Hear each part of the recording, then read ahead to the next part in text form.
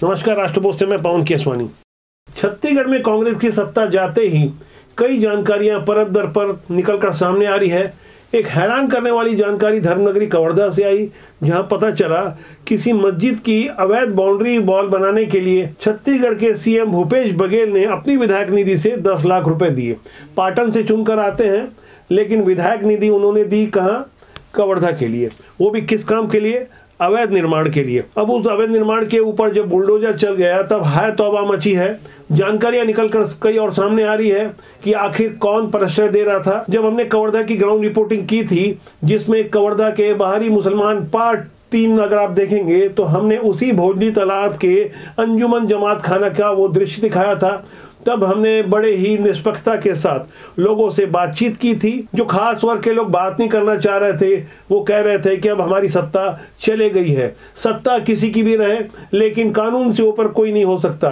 अब जब deputy CM Vijay Sharma Kawardha से निर्वाचित होकर आए हैं, तो एक के बाद एक कई अहम खुलासे कवर्धा से हो रहे हैं। फिलहाल आप बुलडोजर वाली तस्वीर को देखिए। कवर्धा शहर के भोजनी तालाब के पास अंजुमन जमात खाना की बाउंड्री वॉल सहित अन्य 47 दुकानों पर अवैध कब्जे के तहत कार्रवाई की गई है। यह कार्रवाई नगर पालिका और राजस्व विभाग द्वारा की गई है। प्रशासन ने कहा कि यहाँ की जमीन पर अवैध रूप से कब्जा किया गया था, इसलिए इस पर बुलडोजर चलाया गया है। वहीं मस्जिद की बाउंड्री वॉल गिराने से मुस्लिम समुदाय के लोग नाराज हो गए हैं। मुस्लिम पक्ष के मुअत्तली का कहना है कि हमने किसी तरह का कब्जा किया ही नहीं। जब अतिक्रमण नहीं किया तो बुलडोजर क्यों चला?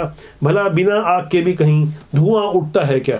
वैसे कवर्धा में अपराधियों के विरुद्ध बुलडोजर की शुरुआत 25 जनवरी को ही हो गई थी, जब कुछ जिहादी मानसिकता के लोगों ने गौ सेवक साध राम यादव की निर्ममता पूर्वक हत्या कर दी गई थी।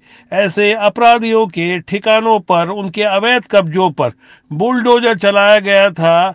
उसी कड़ी में कवर्धा के पौड़ी क्षेत्र में भी बुलडोजर चलाया गया था, जहां कुछ जिहादी मानसिकता के लोगों ने सरकारी जमीन पर अवैध कब्जा किया था। अब बारी धर्मनगरी कवर्धा की थी। जैसा कि आप अपनी स्क्रीन में देख पा रहे हैं, अंजुमन जमात खाना और मस्जिद के बाहरी दीवार और ईदगाह की ये अवैध कब्जे वाली इमारत गिराई जा रही है।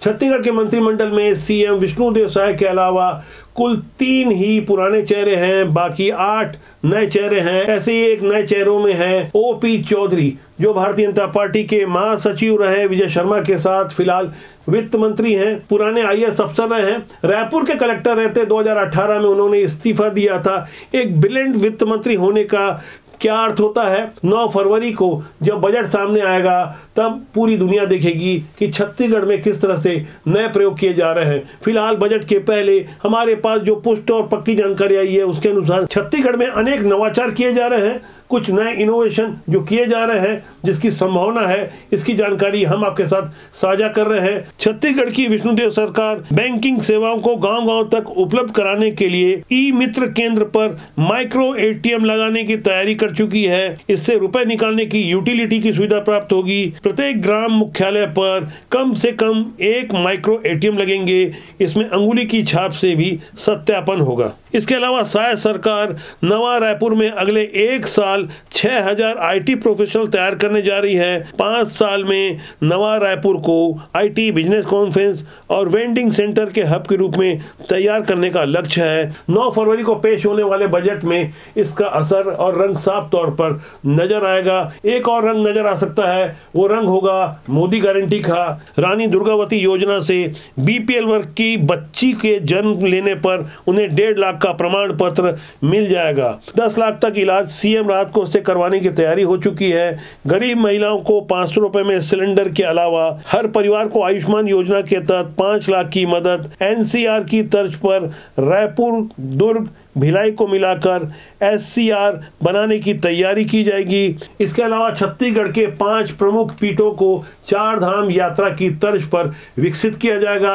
जिस तरह से देश भर में मोदी सरकार ने अयोध्या के अलावा उज्जैन और काशी को जिस तरह से कॉरिडोर बनाकर विकसित किया है, कुल मिलाकर मोदी गारंटी के माध्यम से छत्तीसगढ़ के 5 पीठों को 4 धाम की यात्रा के तहत आपस में कॉरिडोर से 5 पीठों को भव्यता के साथ विकसित करने की तैयारी कर चुकी है। बात जब छत्तीसगढ़ की हो रही है तो यहाँ की राजनीति को भी समझना होगा कि किस तरह से निजाम बदलने के बाद छत्तीसगढ़ में सीजीपीएससी के मामले में सीधे चेयरमैन और पुराने सचिव के विरुद्ध एफआईआर हो गई है और एफआईआर कई कांग्रेस नेताओं के खिलाफ में भी हुई है, जिनके बेटा बेटी दामाद और यहां तक कई अन्य रिश्तेदारों को सीधे सीधे सीजीपीएससी की मेरिट सूची में शामिल करवा लिया गया था। आप सोचिए, जो लाखों बच्चे तैयारी कर रहे होंगे, दिन रात मेहनत कर रहे होंगे, तपस्या कर रहे होंगे। पिछले दिनों एक फिल्म की काफी चर्चा रही, 12th फेल, उसे देखकर आप अंदाजा लगा सकते हैं कि किस स्तर पर तैयारी होती है,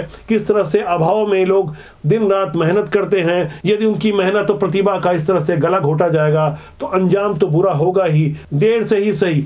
अब सजा मिलने की बारी है, गिरफ्तारी की तैयारी हो चुकी है। एक बार फिर जब सीजीपीएससी की चर्चा हो रही है तो हमें समझना होगा कि आखिर मामला क्या था, किस तरह से टामन सिंह सोनवानी ने अपने बेटा और बहू के अलावा तमाम रिश्तेदारों को सीधे डिप्टी कलेक्टर और अहम पदों में बिठा दिया। इतना ही नहीं, राज्यपाल के सचिव और सीजीपीएससी के सचिव सहित नियंत्रक, तमाम ऐसे लोग। क्या एक संयोग था?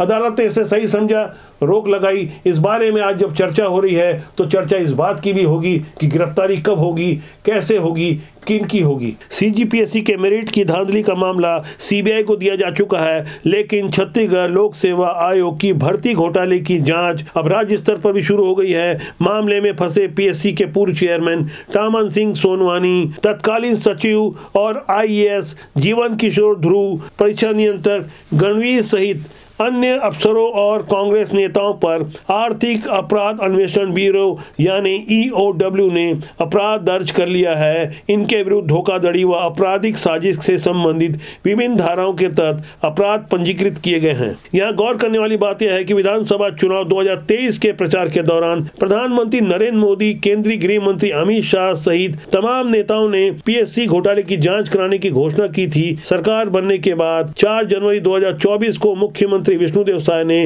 राज्य सेवा परीक्षा 2021 की गड़बड़ी की जांच सीबीआई से कराने का आदेश दिया था। राज्य निर्माण के बाद दूसरी बार इस संवैधानिक संस्था की विश्वसनीयता कटघरे में है। इससे पहले 2003 की भर्ती परीक्षा भी विवादों की घेरे में थी, जब उस समय एंटी करप्शन ब्यूरो ने जांच की थी, मगर नतीजा सिफर रहा। अब इस मामले में ईओडब्ल्यू और सीबीआई के निशाने पर टामन सिंह सोनवानी, सदस्य पीएससी सचिव, परीक्षा नियंत्रक, सहायक परीक्षा नियंत्रक, राज्यपाल के सचिव और अन्य अधिकारी के अलावा कांग्रेस के नेता निशाने पर हैं। सीजीपीएससी के मेरिट सूची के घोटाले जैसे संवेदनशील मसले पर चिलचिलाती धूप में हमने भी ग्राउंड रिपोर्टिंग की थी। तारीख 19 जून 2023 की थी, जब सीएम भूपेश बघेल के घर का घेराव करने भारतीय जनता युवा मोर्चा के कार्यकर्ता जा रहे थे। उस समय के प्रदेश भाजपा के अध्यक्ष अरुण साव के अलावा युवा मोर्चा के राष्ट्रीय अध्यक्ष तेजस्वी सूर्या सहित तमाम नेता उस वक्त मौजूद थे। तब हमने उस समय भारतीय जनता पार्टी के महासचिव ओपी चौधरी सहित तमाम नेताओं से बात की थी, गहराई से पड़ताल की थी। आम लोगों को भी पता चल गया था कि आखिर इस मुद्दे पर हुआ क्या है, यह संयोग कैसा हुआ। इस बारे में कुछ नामों पर आप एक बार फिर गौर करें कि आखिर किस तरह से एक बड़ी खगोलीय घटना हुई जो लाखों साल में एक बार होती है। एक एक परिवार से एक एक दो नहीं, 3-3, 4-4 लोग नियुक्त हो गए, मेरिट सूची में शामिल हो गए। अदालत ने भी मामले को संदेहास्पद माना और 18 नियुक्तियों पर रोक लगा दी। मेरिट सूची के चंद नामों पर आप गौर करें। चेयरमैन टामन सिंह सोनवानी के बेटे नीतीश, टामन सिंह के बड़े भाई का बेटा साहिल, टामन सिंह की बहू निशा कोसले, टामन के भाई की बहू दीपा अजगले, टामन सिंह सोनवानी की बहन की बेटी सुनीता जोशी, पीएससी के सचिव के बेटे सुमित ध्रुव, राज्यपाल के सचिव अमृत खलको की बेटी नेहा और बेटा निखिल, डीआईजी ध्रुव की बेटी साक्षी। इन अफसरों के अलावा कांग्रेस के कुछ बड़े नेता हैं जो CGPSC के माध्यम से अपने रिश्तेदारों से अफसरी करवाना चाहते थे। कुछ लोग अफसर बन भी गए हैं, लेकिन भारतीय जनता पार्टी के पुराने नेता और मंत्री ननकीराम कंवर हाईकोर्ट चले गए। उसके बाद जो कुछ भी हुआ, पूरी दुनिया ने देखा कि किस तरह से भारतीय जनता पार्टी के नेता गौरी शंकर श्रीवास सहित मंत्री बृजमोहन अग्रवाल, तमाम ऐसे वो चर्चित चेहरे हैं जिन्होंने CGPSC के मामले में काफी मुखरता से उस समय की सरकार से लोहा लिया। किस तरह से आंदोलनकारियों के विरुद्ध फर्जी मामले मुकदमे दर्ज करवाए गए, ऐसी वो तमाम बातें परत दर परत सामने आ रही है। इसी कड़ी में कुछ और चौंकाने वाले खुलासे हो रहे हैं कि किस तरह से देश को तोड़ने वाली ताकतों को परिचय दिया जा रहा है, जिसका खुलासा आने वाली 15 मार्च को हो सकता है एक फिल्म के माध्यम से। फिल्म का टाइटल है बस्तर। जब बस्तर का नाम आता है तो इससे सहज अंदाजा लगाया जा सकता है कि बस्तर का नाम आए और नक्सलवाद की चर्चा न हो। आपको केरला स्टोरी वाली अदा शर्मा तो याद होगी, वही अदा शर्मा बस्तर में मुख्य भूमिका में है। इस फिल्म का एक टीजर लॉन्च हुआ है।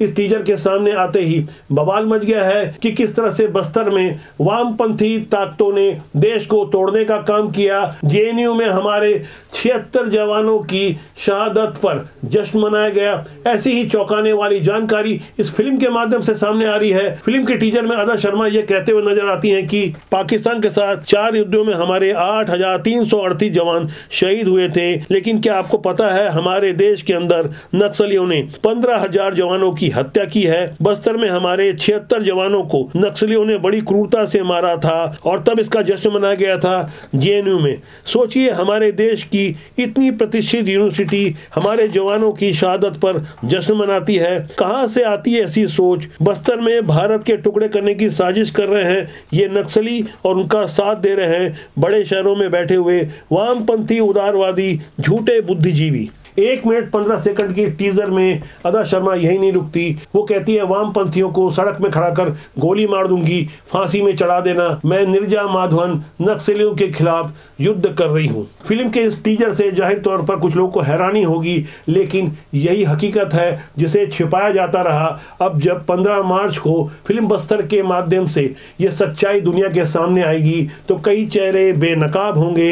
लोग वहां प्रश्न खड़ा करेंगे कि आखिर वो कौन सी ताकतें हैं जो देश को तोड़ने में लगी रही। आखिर वो कौन से नेता हैं जो ऐसे लोगों को खाद पानी देते रहे। मौजूदा समय में जिस तरह से देश में माहौल निर्मित हुआ है, वहां कवर्धा सहित तमाम ऐसी जगहों पर बुलडोजर चलते हैं जिन्हें संवेदनशील माना जाता रहा। संवेदनशील होने का अर्थ क्या होता है, इसे भी हमें समझना होगा कि आखिर किस तरह से माथा देखकर चंदन लगाया जाता रहा। लेकिन अब कानून ने अब जब अपना काम किया है तो अतिक्रमणकारी भी नहीं बख्शे जाएंगे और देश को तोड़ने वाले ऐसी कोई ताकतों को अब बख्शा नहीं जाएगा। हमारी उम्मीद है कि कानून अपना काम करेगा। लोगों का देखने का नजरिया अलग अलग हो सकता है, आलोचनाएं कभी नहीं थमती, लेकिन जब ईमानदारी और निष्ठापूर्ण तरीके से काम किया जाएगा तो उसका परिणाम भी बेहतर मिलता है। राजपूत आपका जनमंच है, मैं चाहूंगा कि आप इसे सब्सक्राइब करें, लाइक करें, साथ ही नोटिफिकेशन का बटन भी दबा दें जिससे हमारी सूचनाएं आपको मिलते रहे, हम आपके साथ लगातार जुड़े रहें।